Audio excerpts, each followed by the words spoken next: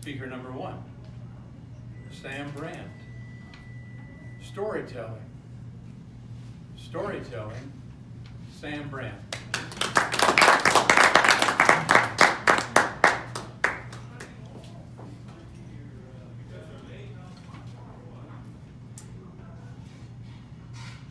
Thank you, Mr. Contest Chair, fellow Earlybirds, and most welcome guests. All great speeches have some element of storytelling, or they are a story. Today I'm going to demonstrate to you what I mean by this in sharing some stories with you. The first one is from about 4 decades ago, but I only heard it just recently. It was a story that Ronald Reagan used to tell. Ronald Reagan was trying to explain a complex economic concept, i.e., communism was going to fail and capitalism was going to succeed.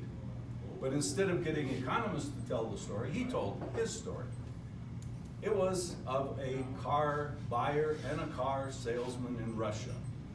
The car buyer goes in and negotiates to buy a car, and after they had decided if it was going to be white or black, the car salesman said, okay, that car will be delivered on this date 10 years in advance. 10 years into the future. The car buyer says, so is that in the morning or in the afternoon? And the car salesman said, I told you a date 10 years from now. What difference does it make? And he said, well, the plumber's coming in the morning. The second story I want to tell you is one of the stories that my friend Jim Green told over and over again. Now let me preface this by saying a really great story doesn't always have to be literally true.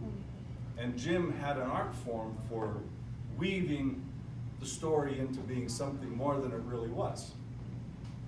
I met Jim when we were both in the MBA program at UNM in the summer of 1992.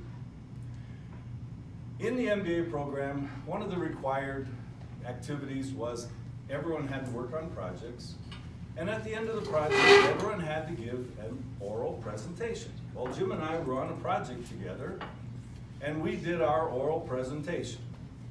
And Jim went first, and as Jim tells the story, he had full of ums and ahs and lost his way and was all screwed up, and then I stood up. And I was a Toastmaster. And I was flawless, and I gave this wonderful presentation, and we ended up getting a really good grade in the class. Jim joined Earlybirds. Jim and I were part of a group of students that formed the Toastmasters Club at the business school. And then Jim went on to the Foreign Service and had the opportunity to give speeches to thousands of people in countries all over the world, telling them about America. And guess why?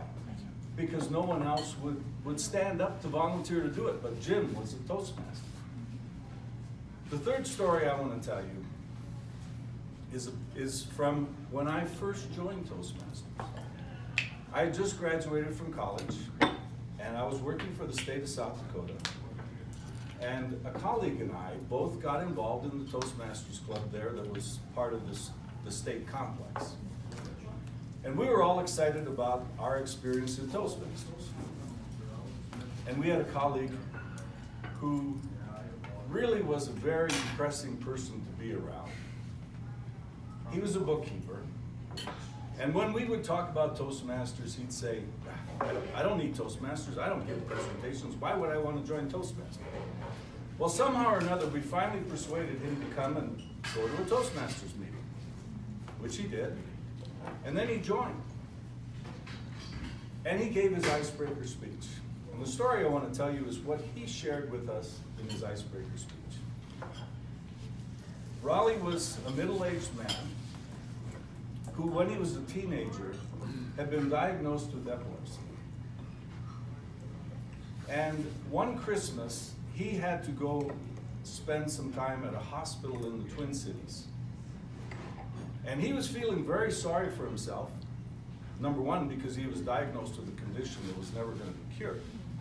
But number two, he was away from his family, and it was Christmas time, and he was very lonely and very sad. There was a little boy there in the hospital with him. that had been there all his life. And the little boy was so excited because it was Christmas time. And Raleigh said he was inspired just by being around this little boy to become excited himself about the fact that it was Christmas time. That was Raleigh's icebreaker speech. Raleigh had the benefit of an experienced Toastmaster who congratulated him for having the courage to stand up and share that personal story.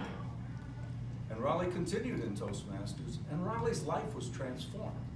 Instead of being the grumpy old bookkeeper, Raleigh all of a sudden got along with people and had a positive outlook on life, maybe because he remembered what had happened when he was in the hospital. There are 3 stories for you, fellow Toastmasters. And I believe that stories have the power to explain complex concepts, but they also have the power to help us remember people that we've known and the impact that those people have had on us. And I recommend that all of you think back to your stories and go out of your way to repeat them as often as you can.